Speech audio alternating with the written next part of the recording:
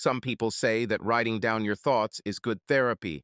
At least that's what my psychologist says.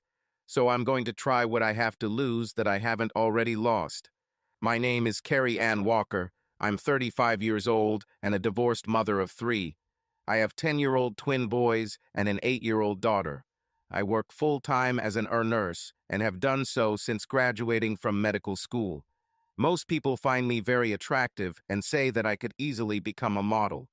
At 5 feet tall and 100 pounds, my body is very toned with just the right amount of breasts and butt. I have reddish blonde hair and green eyes. My future ex-husband just looked into my eyes and perked up. I miss this and him so much. I live in a small town, which is also the district center. There is a big city attitude here, but a small town intimacy. The hospital where I work is the only one in the area, and as such, a fairly large institution. It is associated with the state university's medical school, so many medical students come here to learn by doing. The hospital is very busy, and I work with a lot of good people. This is where I met my husband. When I first started working here, I set my sights on finding a doctor and becoming a kept woman. Every time a new batch of medical students or doctors came in, I would evaluate them. Some of my girlfriends and I would invite them out for drinks after work while trying to find the right man. I dated a few of them and was close to a couple. In the end, I want to get married, and no one wants to marry a slut. Some married nurses mocked us and said that we were like hungry vultures ready to pounce on their prey. One of the people who took a piss was my friend Joni. Joni was married and had 2 children. Her husband worked as a firefighter for the county fire department. She and her husband lived on her family's farm outside of town. The farm had belonged to her mother since her father died several years ago. My father was also a firefighter and died while on duty. He saved several people and returned to the burning building to find more victims when the roof collapsed. He was able to lead his team out, saving them, but he was unable to save himself. The county erected a monument to him and even named a park in his honor. Everyone knew who John Walker Sr. was and what a great hero he was. Many families remained together thanks to his heroism. Joni also had a brother, John Jr., who lived on the farm and followed in his father's footsteps. He became a paramedic firefighter and worked on a farm on his days off.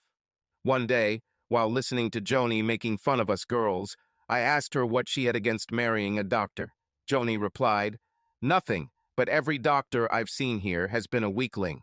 They would never get their hands dirty and looked for a young nurse as decoration and to satisfy their needs."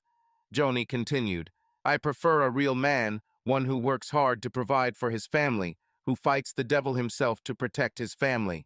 I said that this is only in fairy tales. Joni replied, "Thank God I live in this fairy tale every day because my husband is like that." She said that one day I will find and marry some doctor. You will spend your life worrying about some other nurse like you who will try to take him away. Look around and see how many of these doctors are divorced. I have to admit, it got me thinking. I didn't want to be one of those wives waiting for the axe to fall on them. A couple of days later, I met her brother, John Jr., for the first time. He walked into the emergency room with a patient, and I almost fell. John was about 6 feet tall, and even in uniform, it was clear that he was a very muscular and well-built man. He had dark brown hair and forest eyes. He walked in with confidence. I have never felt such intense interest in anyone. I noticed that he was very friendly with Joni, so I asked her who he was. Joni looked at me and said, "This is my little brother." I asked Joni why haven't I seen him before. She replied that he usually works on a rescue vehicle, not an ambulance, but today he was replacing someone. I told Joni that I would like to meet him. She looked at me for a second, then said, "Look, Carrie, I value you as a friend, but I love my brother. I won't introduce him to you because I won't let you use him and then hurt him when Mr. Right doctor shows up. Forget about it," and she left. Forget it, damn it. I approached him and started a conversation. I don't even remember what I said. By the time he left, I felt like I was making progress and would probably see him again soon. Later that day, I met some doctors I knew and hinted that I would like to see him more often. They took the hint and called John. Now it was a waiting game to see if he would contact me. I have to say that I had some interesting dreams about him. A few days later, Joni came up to me and told me that John had been asking about me. I asked Joni what she told him.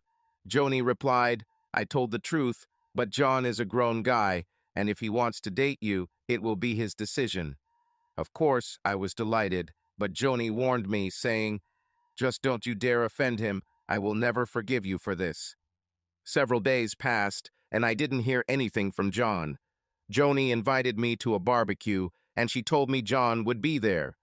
What she didn't tell me was that there would be several available women there. All day at the barbecue, several women tried to get John's attention. It seems I wasn't the only one who wanted his attention. Finally, I got lucky and saw John heading inside to use the bathroom. I followed him, and when he came out of the bathroom, I stopped him.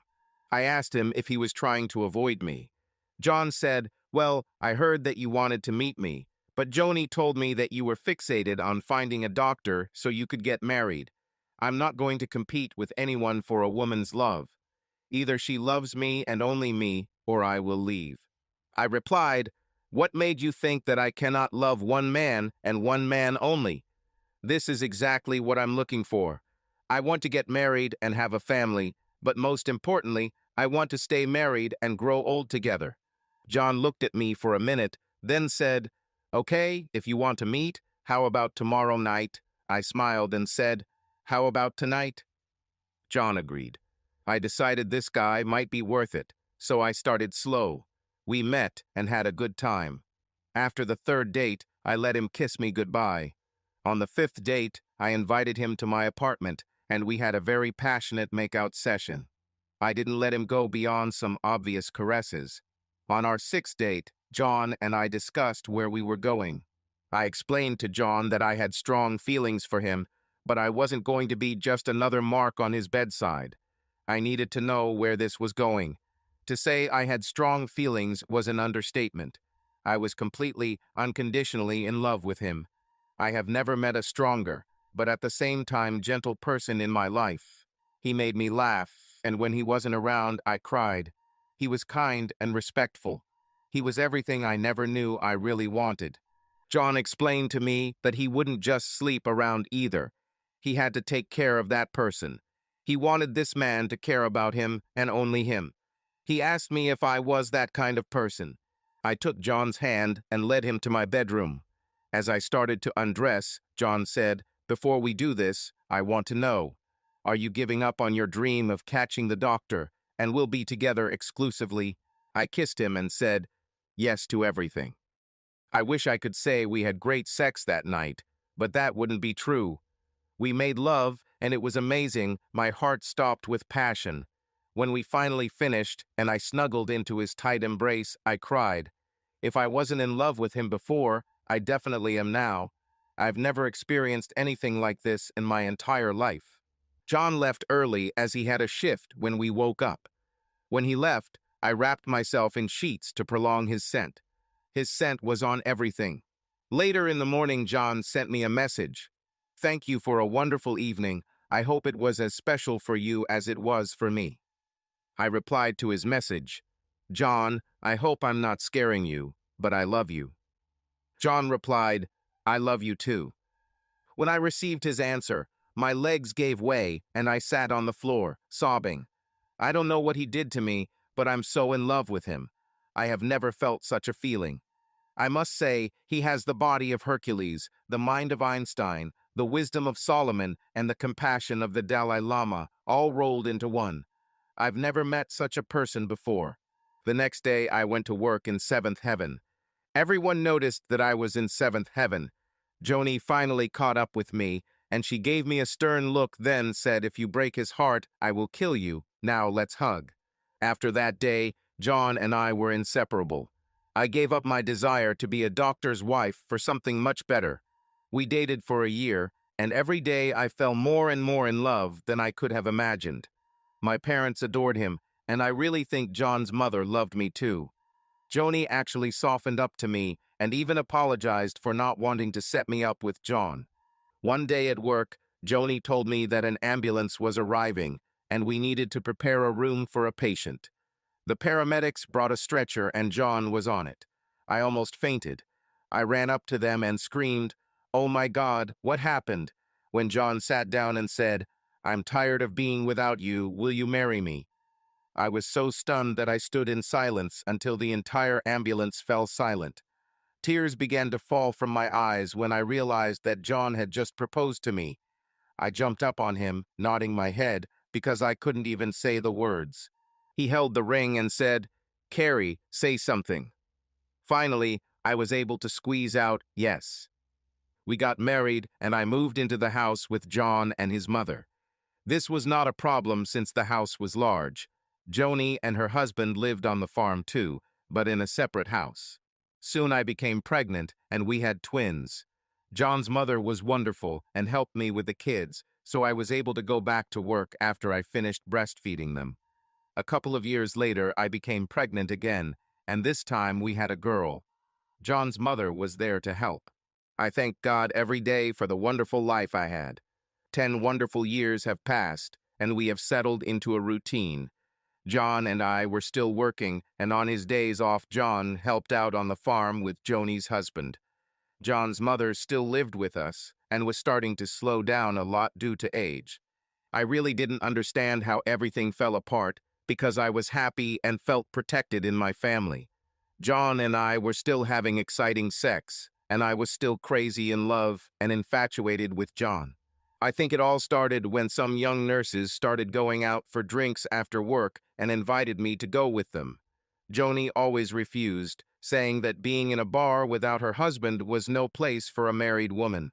I never worried about it because I knew I loved John and no one would come between us.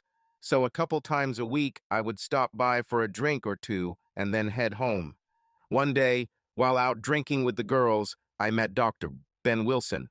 Ben and I dated for a while he was studying, and he was actually one of the few doctors I slept with. He left and worked in another state, so we stopped seeing each other. Now he's back and working locally. We chatted and shared news from life. I told him about my life, and he said that he was in the process of divorce. He married a nurse, and according to Ben, she was unfaithful to him in their relationship. Ben complimented me on how I remained attractive even after having 3 children. He was nice and polite and did nothing to make me feel anxious. It seemed like every time the girls and I went out for drinks, Ben would show up. He was always polite and friendly. Yes, he complimented me, but I never felt that he was overstepping his boundaries. Sometimes he asked me to dance, and I agreed, but only for quick dances.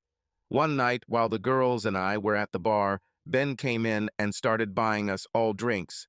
He said his divorce was finalized and he was celebrating. That evening, I drank more than usual and lost track of time a little. Ben asked me to dance and I agreed. We danced 3 fast dances and then a slow melody began. I turned to leave the dance floor, but Ben grabbed my hand, turned me towards him and said, "Please, for old time's sake, I really need a friend right now." So I danced with him. Maybe it was the alcohol, I don't know, but I should have heard alarm bells ringing. As we danced, he told me how depressed he was about his divorce, and how even though she cheated on him, he felt like a failure. He just really needed a friend right now, and he didn't know anyone in the city yet. I stayed and drank even more, danced even more. When it was time to leave, I had drunk more than I should have and knew I couldn't drive. I went outside to clear my head, and Ben followed me. It was a little chilly outside, so Ben put his arm around my shoulders. The next thing I remember is that he kissed me, and I think I kissed him back. He took me to his car and pulled me into the back seat. We kissed like 2 teenagers. Again, and I know this sounds stupid, but the next thing I knew, we were naked. I screamed at him to stop. I tried to push him away from me. He tried to cover my mouth, but I bit his hand, drawing blood. The more I struggled, the more turned on he became. I screamed, "Why? Why did you do this to me?" Ben laughed and said that you were always so prim, but you're just another slut. At that moment, The car door swung open, and the couple of nurses I was with pulled Ben out and started beating him. The police soon arrived. I told them how Ben attacked me and how I fought to get rid of him. The nurses also told me how they heard me scream and saw me fight. They even saw a bite on Ben's hand. I was taken to the hospital for examination and Ben was arrested. You want to talk about embarrassment? The ambulance that arrived was from the fire department, so now everyone will know. Then they took me to the hospital and everyone there knew. I was in the hospital for about 2 hours when John showed up. He was not allowed to see me until the detectives finished questioning me. Even though I told Ben that I didn't want to have sex, I couldn't explain why I took off my clothes. Besides, several people saw me kissing Ben, and it seemed like I was willing to get into his car. They charged Ben, but said the dog could drop the charges. John drove me home and waited patiently for me to tell him what happened. The next day, I sat down with him and told him everything I could remember. John was furious. He said that I had no business dancing with another man. I told John I thought he might have put something on me, and I knew they had taken blood samples to do that. Things were bad between us for a few weeks. I needed John, and John wasn't there for me. Joni and John's mother tried to console me, but even they said it was my own fault, since I had no business even going to a bar without my husband. Eventually, the doc contacted us and met with John and me. He decided he couldn't prove Ben's guilt beyond a reasonable doubt. He said the blood test came back negative for controlled substances, and although he believed me, he was afraid the jury would side with Ben since several witnesses had seen me dancing with him, kissing him, and willingly getting into the back seat with him. He was afraid the jury would think I repented after sex. This meeting, so to speak, drove the nail into the coffin. John left home. He told me that he needed time away from me. I promised him that I loved only him and that I was sorry for what happened. Joni and his mom supported me and gave me the strength to continue. John still came to the farm every day to work and see the children, but he never came to the house or spoke to me. I know he was talking to Joni and Mom, but when I approached him, he just walked away. I cried myself to sleep every night. Joni and my mom tried to get him to forgive me and keep our family together, but a few weeks later I was served with divorce papers. For the sake of the children, John wanted me to stay with my mother on the farm until the children were 18, at which time I would have to move. He also paid child support and household bills. Otherwise, I was alone. John sued Ben, and Ben quickly settled the case just to avoid trial. I don't know how much money John received, but he used it to create a prepaid education fund for the children. I was struggling with a divorce and requested counseling. The judge agreed, and we went to counseling for the next 6 weeks. I admitted my indiscretion and even took a polygraph test, which proved that I did not want to have sex with Ben and tried to stop it. John said absolutely nothing. He just sat there. The consultant threatened to tell the judge that John was not participating, and John said, "Go ahead." The judge called John and I back into court and told John that he would require counseling for as long as it took for John to participate. John told the judge, "Your Honor, I am a firefighter, and as such I must trust my colleagues because my life may depend on them. My wife was my partner, and I lost that trust in her. You can force me to go to counseling, but I will never trust her again." The judge decided to allow the divorce process to continue. John stopped seeing a counselor, but I felt it would be helpful for me to understand why I did this. After a few sessions, my counselor Mike began telling me that no matter what, John would never come back and that I should move on with my life. In fact, Mike made several statements criticizing John and denigrating him. One day at home, I started talking bad about John, and John's mom got angry and asked where I got it from. I told her Mike said the same thing. She said, "Who is Mike?" I told her that this is my consultant. Then she said, "Since you call your consultant by name, I think something is wrong here. You love John, and he loves you. Why do you think he wants you to stay in this house and not kick you out?" The next few sessions with Mike were more about moving on, even though that was the last thing I wanted. Mike told me he wanted to observe me in a public place in a social setting to see how I behaved. This confused me because I had never heard of such a thing, but Mike said that to understand why I did it, it would be helpful to see how I behaved in such an environment. I agreed to meet him on Friday. We were supposed to meet at his office, and he was supposed to drive because he wanted to see how alcohol affected me. On Friday, I met Mike, and we went to a club in a nearby town. I had a few drinks, and Mike talked me into dancing. After a few dances, we sat down and Mike bought another drink. The next thing I remember, I woke up in the hospital. There was a policeman standing next to me who wanted to get my statement. I really couldn't tell him anything because my mind was blank. The next morning, a detective came into my room and explained what had happened. It looks like Mike slipped something into my last drink, and when I passed out, he took me away in his car.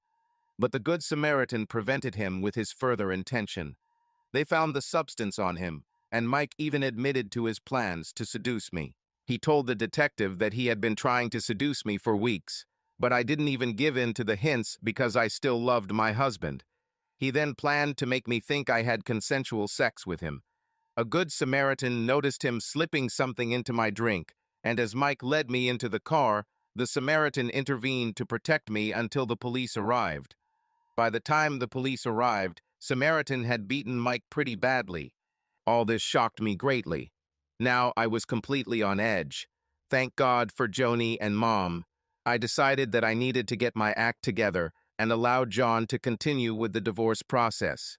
You see, I wasn't going to give up trying to get John back. I needed some time. We went back to court, and the judge still didn't want to approve the divorce. I told the judge that I want a divorce now because I understand that John no longer trusts or loves me like he used to. He said that he had never seen two people love each other more. Otherwise, why wouldn't John have done what he did to protect me? I didn't understand. The judge said, "Carrie, it was John who prevented the attack by that consultant. John's mom told him something was wrong, so John hid a recorder in your purse. He listened to Mike's attempt to seduce you. He was at the bar the night Mike carried out his plan. I think if John didn't love you, he wouldn't be there for you." The judge then decided to approve the divorce with one condition. He said the divorce would become final in a year if they didn't find a way to save their family. The divorce will also become final if either of them begins a relationship with someone other than their spouse. This means that if they start dating or have sexual contact with someone else, I will assume that they are not willing to save their marriage. So I found myself in limbo, working, taking care of the kids, trying to get my head together, and mostly loving John from afar. I found a new women's counselor and gradually began to come to my senses. John at least started talking to me and was usually polite. I explained to John that I still loved him and would do anything to get him back. I told him that if the divorce continues, it will be because he wants it, not me. I also told him that even though I was in a situation I shouldn't have been in, I never wanted to have sex with Ben or anyone else. I also told him that I would honor our marriage vows for the rest of my life. This means I won't have sex with anyone other than him, so he better hurry up and decide to at least be friends with benefits, because it will be really hard for me to never have sex again. John said we'd see and left it at that. Some of the younger nurses at work started paying attention to John when he brought a patient into the and I told them that even though we were divorced, I would claw their eyes out if they touched him. One of the nurses even said, "Well, I keep my hands to myself, but I can't speak for the rest of my body." Divorce was the worst event of my life until the day history tried to repeat itself. I was working in EMS when the fire dispatcher informed us that they were preparing to receive multiple casualties due to a building fire. One sheriff said a large residential building was on fire on the city's west side. I knew John was working on a heavy rescue vehicle today and would be at that fire. The sheriff said a news helicopter was flying over the area and providing a live feed. Joni and I went to the break room to look since Joni's husband was captain of the same rescue team as John. The building was completely engulfed in flames, and we saw several people being processed on the ground. Then the worst happened. We saw the roof collapse. The helicopter reporter said he believed firefighters were still in the building, and then the station went off the air. The announcer announced that it was station policy not to show potential injuries until families had been notified. One of the sheriffs working security at the ambulance switched his radio to the fire department frequency, and everyone listened. The radio clicked. Beep, beep, beep. Attention all units responding to the fire on Maple Street to evacuate the building and report. We listened carefully. Sector A to the commander. Everything is fine with us. Sector B to the commander. We're fine. Sector C to commander. We're still counting. Sector D to the commander. We're fine. Sector C commander. Are you okay? Sector C. Negative. We are -4. Rescue Group 1 has not reported. Both Joni and I's eyes filled with tears. Then we heard a message that made us freeze. Mayday, mayday, mayday. The rescue team is alone in the trap. Our firefighters are knocked out. Mayday, mayday, mayday. Rescue team leader alone. What is your location? Commander, we are on the second floor of Sector C near the back wall. The collapse of the roof blocked us in the first apartment from Sector D. Commander, got it. Hold on. Commander to dispatcher. Start a general call and send the 4th and 5th alarms. Send all resources to Sector C and give me 2 writ commands. Also send me 5 additional medical teams. Dispatcher, got it. At this time, Joni and I were crying, and everyone was trying to console us. It seemed like an eternity before we heard the next radio message. Commander from RIT 1, we're hearing multiple man on the ground signals. We're getting close. Commander from RIT 1, we have found Rescue Team 1. We have 3 that we are evacuating, and 1 is very blocked. Let RIT 2 help. RIT 2 Commander, help RIT 1. Break. Medical Team Commander, I want my people out of there as quickly as possible. We waited. About 10 minutes passed before the hospital and medical radio came back to life. Medic 3 in the district. Reception from the district. Medic 3, we are en route to your facility with a 24-year-old male firefighter who was trapped in a roof collapse while working on a fire. The patient is semi-conscious, suffering from severe smoke inhalation. Vital signs are stable. We are transmitting telemetry and will treat as per protocol. District, copy for Medic 3. Give the patient a cyanide antidote. What is the patient's last name? Medic 3 copies orders. Patient name Miller, eat 7 minutes. Then we heard. Medic 7 to the district. District, reception. Medic 7, we have a 43-year-old firefighter with the same information as Medic 3's patient. We are transmitting telemetry and treating as per protocol. Eat 8 minutes. We'll begin antidote administration unless you cancel. Patient's last name is Wilson. We will release the radio as other units will follow us. Medic 7 from the district, copy and continue as directed. At this moment, Joni perked up, as it was her husband. The chief told Joni and I that we were off duty, and he requested help from the IQ to relieve us. We were still waiting as my John was still there. Then came the next call. Medic 4 to district, we have a 28-year-old firefighter who is conscious and alert. We are treating for smoke inhalation and will follow protocol and administer antidote. Eat 8 minutes. Patient's last name is Hadlock.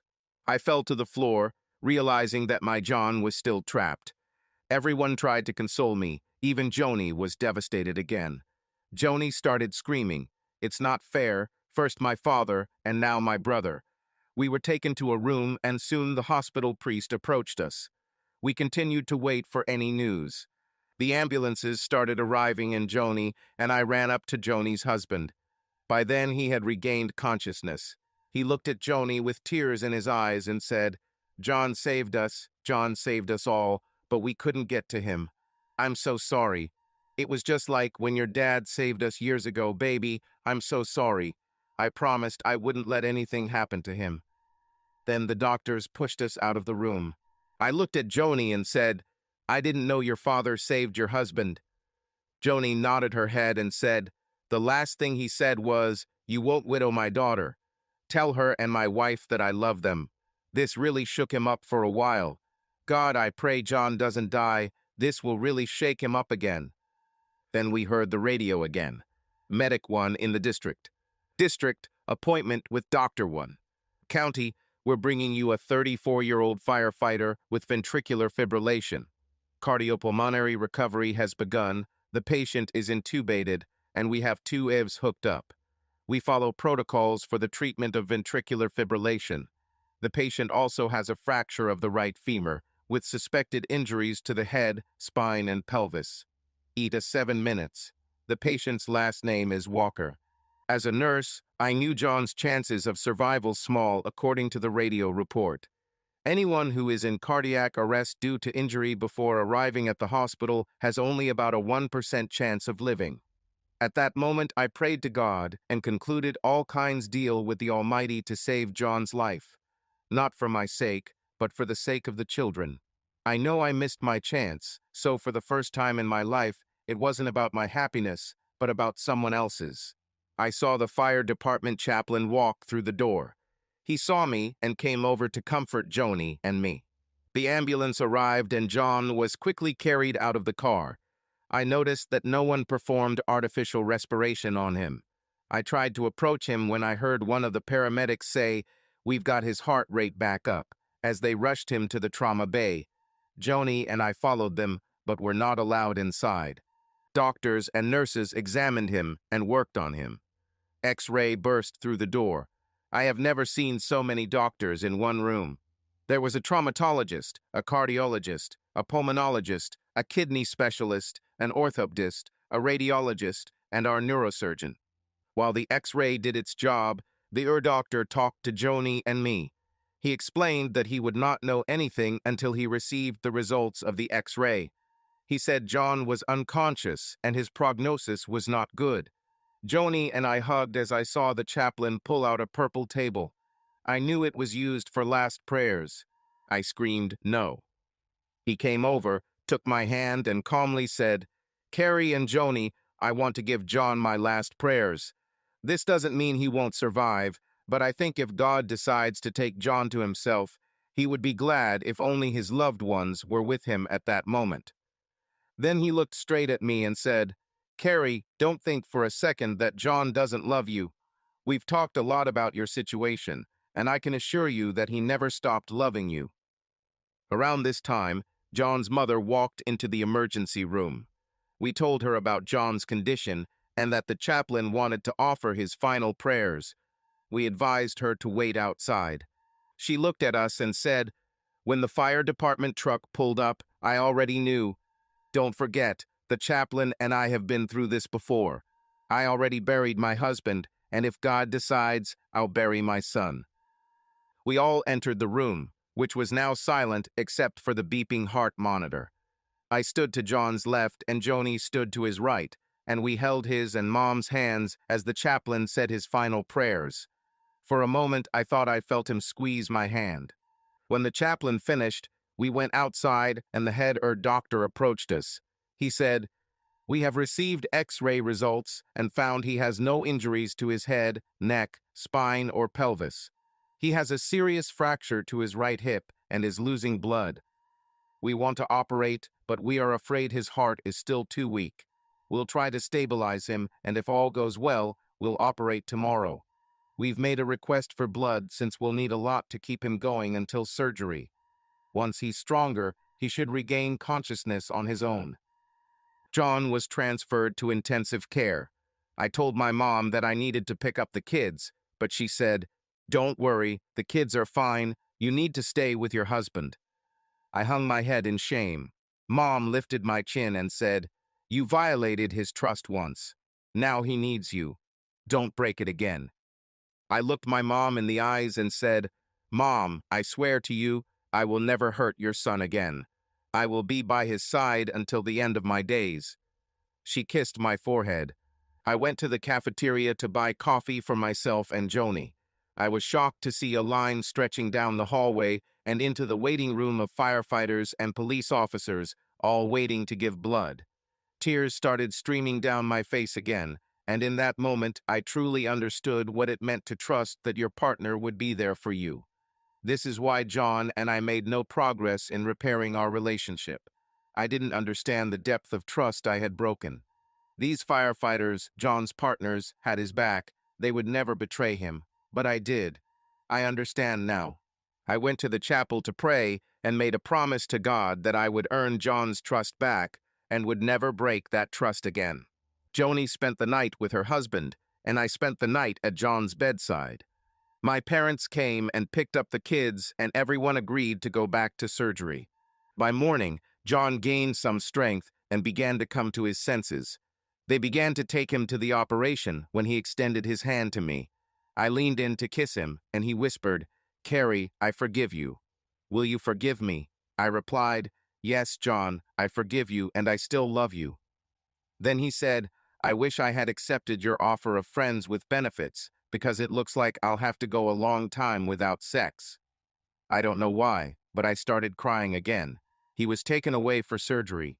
The operation lasted only 3 hours, after which the doctor came out to meet everyone. With a big smile, he said, "The operation was successful. You'll be able to see him in a couple of hours." He went on to explain that barring any complications, John would be in the hospital for the next couple of weeks and then be able to go home, but would be in a hip cast and have limited mobility for about another 8 to 10 weeks. He won't be able to climb stairs, which means his apartment will be inaccessible. I said John would move back into the house. I will use maternity leave to care for a sick family member. Mom patted my hand and Joni smiled. The first night was a little awkward as John wanted to talk. He said he wasn't sure if we should sleep together because it might send the wrong message to the kids. John said that although he had forgiven me, he had not forgotten everything. I told him I understood. I quickly left the room so John wouldn't see me cry. Mom was wonderful. She hugged me and then told me to come back and tell John that I needed to sleep next to her in case she needed her at night. We will decide what to do with the children when the time comes. I did so. We slept together for the first time in a year.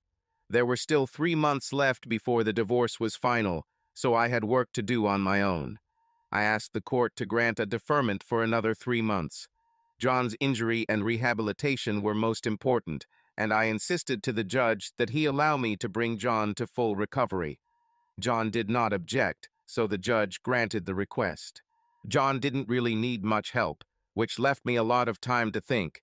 I mostly thought about how stupid I was and how I didn't see the temptation coming. I started reading about how people succumb to temptation and started my own online support group for people who have gotten divorced because of seduction. From my group, I read hundreds of stories about how they were victims of seduction. I decided to put all this into print and create a book to help women recognize and prevent unwanted seduction. I called the book The Deceiver's Guide. When I was finished, I sent it to a publisher who helped me edit it. They published the book and gave me a small check until they saw how the book would sell. The book was a huge success and was reprinted several times. It even made it onto the bestseller list. The publisher started sending me large royalty checks, and I even received an invitation to appear on The Ellen Show to discuss my book.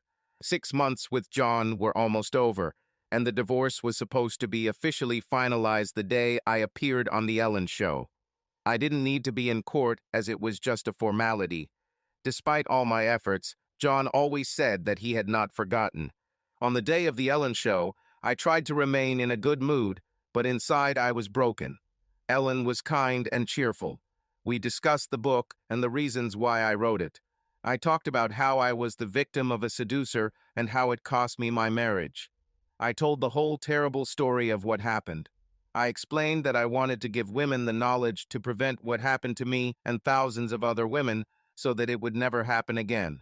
I explained that I called the book The Cheater's Handbook because it read like a sports manual. It shows step-by-step methods that seducers use. I told Ellen and the audience about how I had a fairy tale marriage and how deeply I was in love with my husband. I never imagined that I would become a victim of a seducer. To this day, I wish I could turn back time, but the reality is how I ruined not only my life, but the lives of my husband and children. Ellen asked me how I was coping with the situation. I explained that I was going to be the best parent I could be to my children and make sure they knew that they were conceived in love, that their father was a wonderful husband and father, and that I was the one who failed the family. Ellen said, "Aren't you being too hard on yourself?" I replied, "No, Ellen, to this very day, on this very day when our divorce becomes final, I love my husband with all my heart. I know deep down that he still loves me, but I broke his trust, and no matter how much love you have, without trust a relationship will not survive." Ellen then asked the question, "What advice would you give to our audience?" I said, "First of all, you may not agree with me, but if you are in a relationship or married, do not go to bars without your husband. These seducers are looking for connections in bars, and the message they convey is that if you are in a bar without your husband, you are free prey. Bars aren't the only place, but remember, if you wouldn't do something in front of your husband, then you probably shouldn't do it. Secondly, if any man tries to humiliate your husband in front of you or in your presence, he has evil intentions and is trying to create discord in your relationship." Ellen asked, "What would you tell your husband if you could tell him anything now?" I replied, "I would tell him how sorry I am and that no matter what happens, I will always love him." Then Ellen gave me a surprise. She said, "Honestly, I think there are women who think your husband is wrong.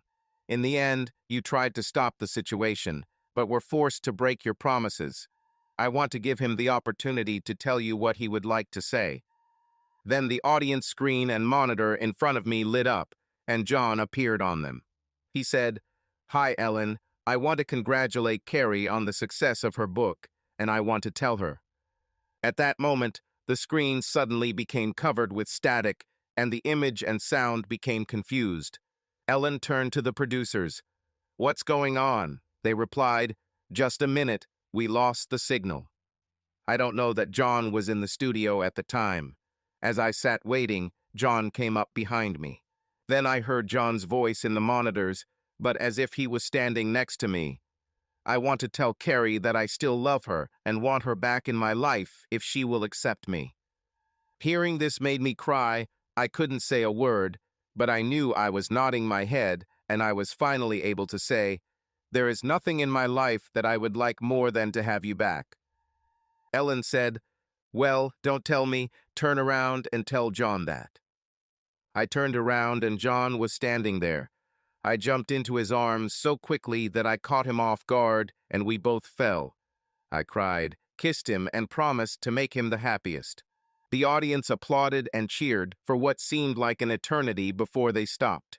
Ellen said, "Carrie, you are wrong. Fairy tales do exist, and to help make yours come true, we are taking you and John on a fabulous honeymoon to the city of love, Paris, France. I also know that today your divorce becomes final, but that is also not the case because John stopped the divorce a month ago. And finally, to reaffirm your renewed commitment to marriage, the same judge who didn't want to give up on you is here to renew your marriage vows, if that's what you want." The renewal of marriage vows took place in front of a live studio audience. John brought his mother, our children, my parents, and his sister, and her husband here. When he found out I was going to be on Ellen's show, he contacted her and explained what he wanted to do. For the last month, everyone knew that my John would come home, except me. John later explained that he wanted to do it this way because I had selflessly exposed myself by trying to protect others by telling my story, which could expose me to public censure. He wanted to make an equally strong statement of his love for me. John made a full recovery and returned to work.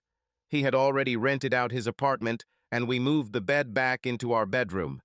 The kids were happy that Daddy was home, and well, let's just say I'm still convinced that the nurse ogling John isn't getting anything out of him. John now says that he only goes to work to get some rest.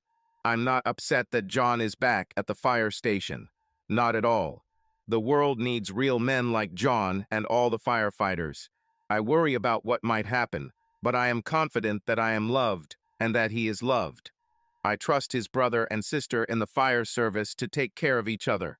I know what it means to trust, and that is the ultimate commitment to each other. I have this commitment to John and my family. The honeymoon was wonderful. John and I could barely walk when we returned. I just got home from work today, and I have news for John. It looks like the farm is expanding. I'm pregnant again, and the doctor thinks it will be twins again. Ellen wants an update on our lives, and I think I'll tell John about it live. Subscribe to our channel so that your second chaff doesn't cheat on you, and go ahead and listen to the next story, because this story is nothing compared to the next one. If you're under 18, don't even think about listening to the next one. Out listening to the next one. Out listening to the next one. Out listening to the next one. Out listening to the next one. Out listening.